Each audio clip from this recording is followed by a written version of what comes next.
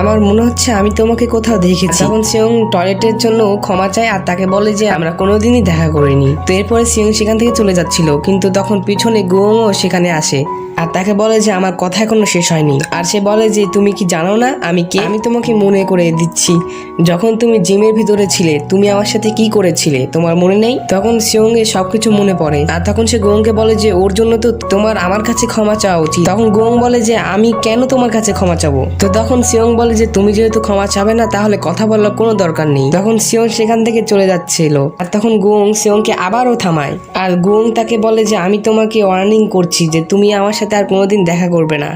তখন সিয়ংও হেসে বলে যে আমিও এটাই চাই।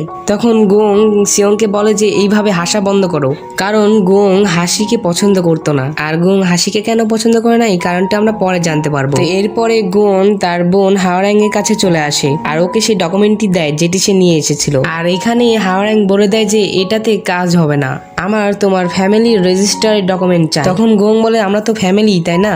তখন হাওয়ারাং বলে যে হ্যাঁ আমরা ফ্যামিলি, কিন্তু নিয়ম তো নিয়মই, এই জন্য তোমার ফ্যামিলির রেজিস্টার্ড ডকুমেন্ট নিয়ে আসতে হবে।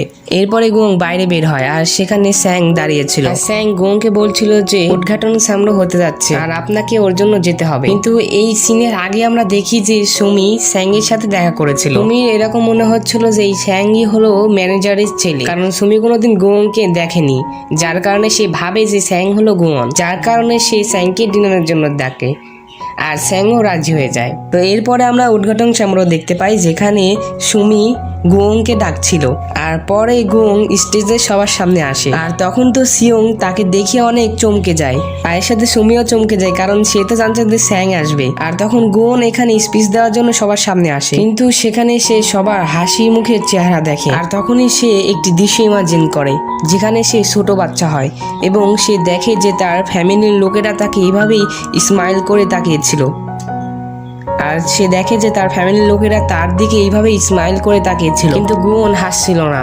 অবশ্য আমাদের বলা হলো না যে এই ফ্ল্যাশব্যাকটি কি ছিল, কিন্তু গুয়নের মা হঠাৎ করেই হারিয়ে গিয়েছিল আর পরে গোংকে সান্ত্বনা দেওয়ার জন্য তার পরিবারের সবাই এইভাবে হাসছিল আর তখন থেকে গোং হাসিকে পছন্দ করে না। তো এই বিষয়ে আমাদের সম্পূর্ণ বলা হলো না, এই বিষয়ে আমাদের পরে সম্পূর্ণ বলা হবে। আর আমাদের দেখানো হয় যে গোং সবার মুখে হাসি দেখে অনেক বেশি রেগে যায়, কিন্তু সে নিজেকে কন্ট্রোল করে আর সে বলে যে আমি আমার কাজকে অনেক ভালো করে করার চেষ্টা করব। তো এরপরে সুমি সিয়ংকে ডাকে যাতে সে ফুলটি গোংকে দিতে পারে আর এরপরে সিয়ং সেই ফুলটি দিয়ে তার মুখ ঢেকে সেখানে যায় যাতে গোং তার চেহারা দেখতে না পায়। কিন্তু যখন সিয়ং গোং এর কাছে যায় তখন গোং বুঝে ফেলে যে এটি ওই মেয়েটি। তখন গোং সিয়ংকে বলে যে আমি তোমাকে বলেছিলাম যে আমি তোমার চেহারা দেখতে চাই না।